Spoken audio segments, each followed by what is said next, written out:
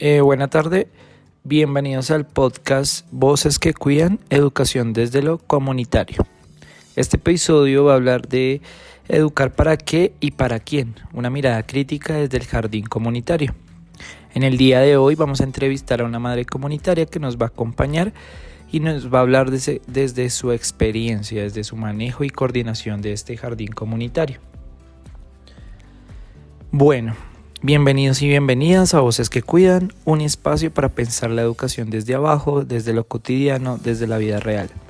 Hoy hablaremos de historia, pedagogía crítica y de esas mujeres que sostienen la infancia con amor y conocimiento. Será un espacio donde conversaremos sobre educación, comunidad y transformación social.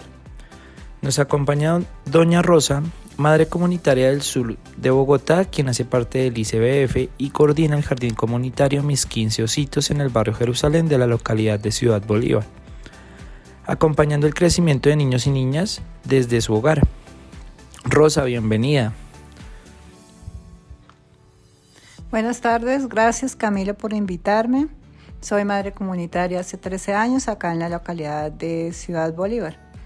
Para mí es muy importante que se escuche lo que hacemos, lo que vivimos, porque educar no es solo enseñar, también es cuidar, escuchar, abrazar. Siempre digo que uno aprende todos los días y si es hablando de la educación, pues más todavía. Muchas gracias, Rosa. Claro que sí. Bueno, este bloque va a hablar de las raíces de la educación en Colombia. Hoy vamos a reflexionar juntos sobre cómo la historia de la educación en Colombia puede ayudarnos a entender mejor lo que hacemos en nuestras comunidades. Vamos a tejer puentes entre el pasado y nuestro trabajo cotidiano como educadores populares que somos. Rosa, ¿usted cree que el pasado educativo de Colombia influye todavía en su trabajo con los niños? Claro que sí, muchas veces nos dicen cómo educar desde un escritorio. Todo manda desde arriba, como si todos los niños vivieran lo mismo, y eso no es así. A veces siento que no nos escuchan, que nuestras formas de criar y enseñar no cuentan. Bueno, Rosa, claro que sí, tiene razón.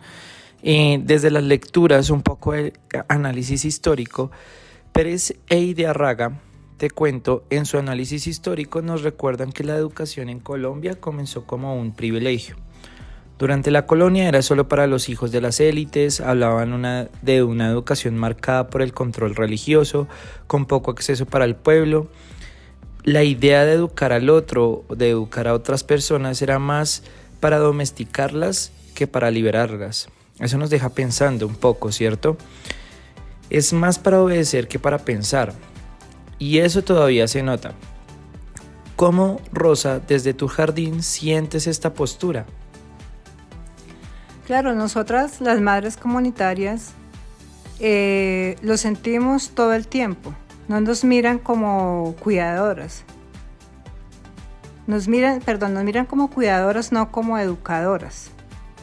Entonces, pero si vieran lo que pasa en el jardín, cómo hablamos con los niños, cómo aprendemos con ellos, cambiarían su forma de vernos. La educación de nosotras, las madres comunitarias, ejercemos es fuerte porque tenemos en cuenta diferentes realidades de estos niños, diferentes realidades que pasan en su vida cotidiana, con sus familias vulnerables, con parejas, con padres que son separados. Entonces la historia de cada niño es muy diferente y muy allegada a nosotras como madres, lo que vivimos día a día. Exacto, muy bien, Rosa, claro que sí. Digamos que estas experiencias son muy vividas porque nosotros estamos en un contexto social educativo un poco adverso, un poco de difícil acceso para estas madres y, digamos, familias que se encuentran viviendo en este contexto. Bueno, seguimos en un segundo bloque un poco de esa educación comparada y esas opiniones frente a las lecturas y los autores que bueno, nos presentaban y de pronto se presentan en la historia, en Iberoamérica y en América Latina, que es el contexto donde estamos y nos encontramos. Entonces, eso nos lleva al siguiente punto. Te cuento, Rosa, que en una lectura que nos transmitían acá en la universidad, Ossenbach en su texto nos muestra cómo en Iberoamérica la educación ha sido un reflejo de intereses políticos y económicos. No es solo enseñar a leer o escribir, sino moldear una sociedad. Lo que queremos realmente, de acuerdo a esta lectura, es moldear, crear personas funcionales, crear personas integrales que aporten a la sociedad. Vale, Rosa, entonces yo creo que me cuentes un poco cómo lo vives acá desde el jardín, qué material, qué herramienta de pronto te pueden brindar para esto, y si lo vives o no lo vives. Claro, eso lo vivimos. Las cartillas que nos dan muchas veces no hablan de lo que pasa en el barrio, hablan de cosas que ni los niños conocen. A veces toca inventarnos actividades de lo que viven, desde sus casas, desde la esquina, desde lo que pasa en el entorno, en la sociedad. Entonces acá es muy pesado el ambiente. Nos toca a nosotros como madres también ser de todo para los niños, psicólogas, madres, amigas, para que ellos lleguen acá y encuentren un lugar seguro, amable y divertido, porque es muy pesado el ambiente. Muchas familias viven diferentes conflictos, entonces para nosotros no lo resolvemos con un libro, es con el día a día, el vivir y el conocer a la familia y a esos niños que nos necesitan. Claro que sí, Rosa. Digamos que esas vivencias y esos contextos, de pronto en las cartillas que nos muestra el ICBF o el Ministerio de Educación, no plasma en las realidades o las distintas realidades que nos podemos encontrar. Y ese inventar, Rosa, es un acto pedagógico, es crear conocimiento desde el territorio, desde la cultura. Te pregunto yo, Rosa, ¿en tu jardín hay diversidad cultural? ¿Encuentras distintas culturas?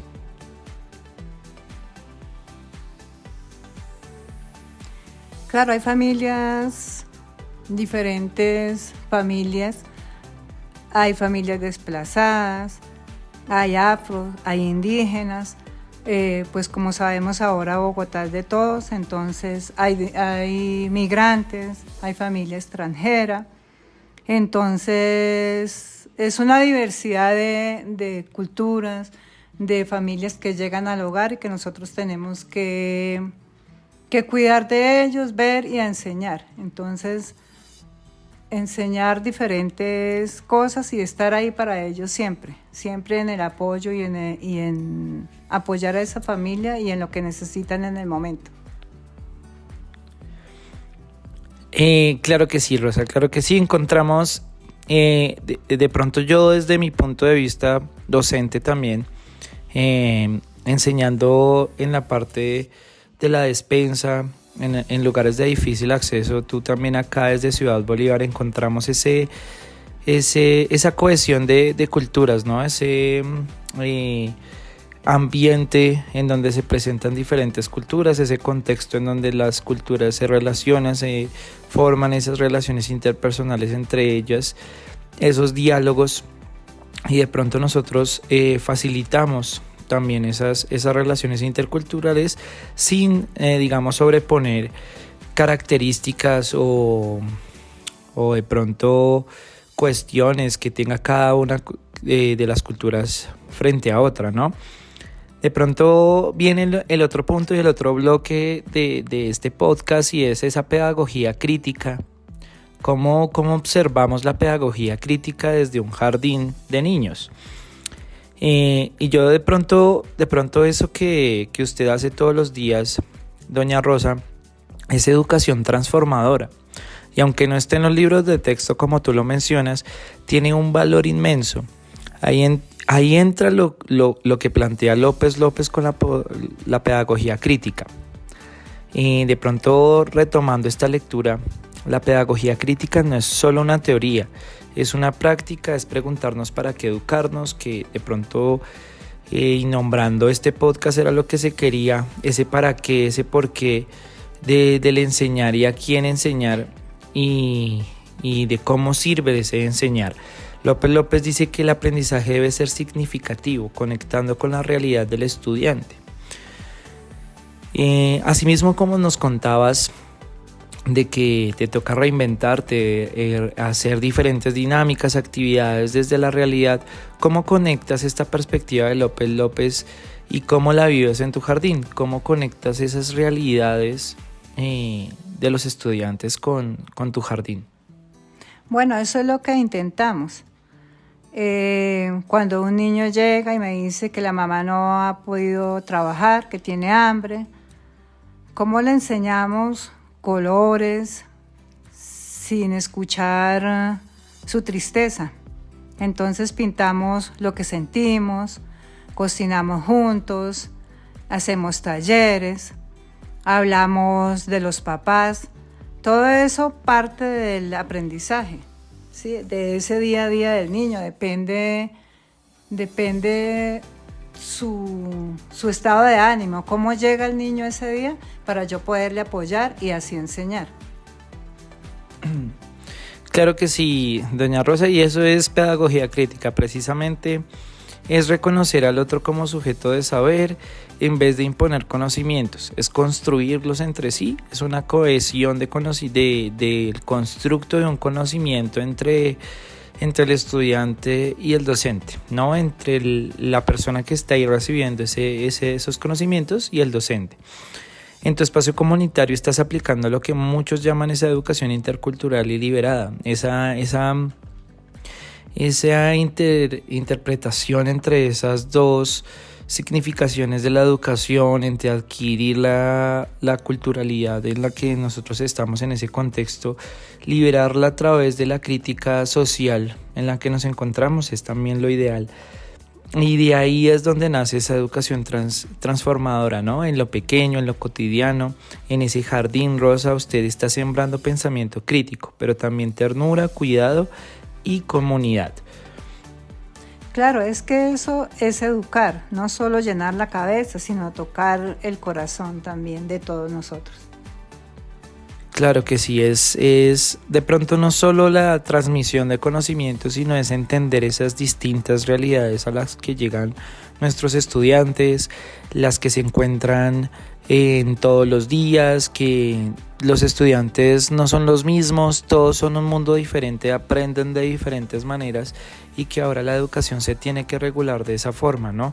Ese cambio en lo curricular, en las políticas educativas para que el docente también pueda formar a estos estudiantes desde diferentes contextos, realidades y que pues esa educación sea más significativa. Bueno, hoy con Rosa nos llevamos una gran lección. La historia de la educación en Colombia nos muestra una estructura excluyente, como evidentemente los autores también nos señalan, pero también nos enseña que desde los márgenes las madres comunitarias están creando otra educación, más humana, más sensible, más viva. Gracias Camilo, gracias por darme la voz. Ojalá esto sirva para que nos miren distinto, porque no solo hacemos en los jardines comunitarios, también transforma el mundo. Me voy feliz sabiendo que mi trabajo no es pequeño, sino parte de algo más grande. Claro que sí, es lo que queremos, ¿no? Y eso es ese pequeño y eso cotidiano que tú haces, y eso gracias a ti, Rosa, y a todas las mujeres y madres comunitarias que educan desde el alma y que día a día siembran un futuro. Nos encontramos nuevamente y doy por terminado este capítulo del podcast en un próximo episodio de Voces que Cuidan. Hasta entonces.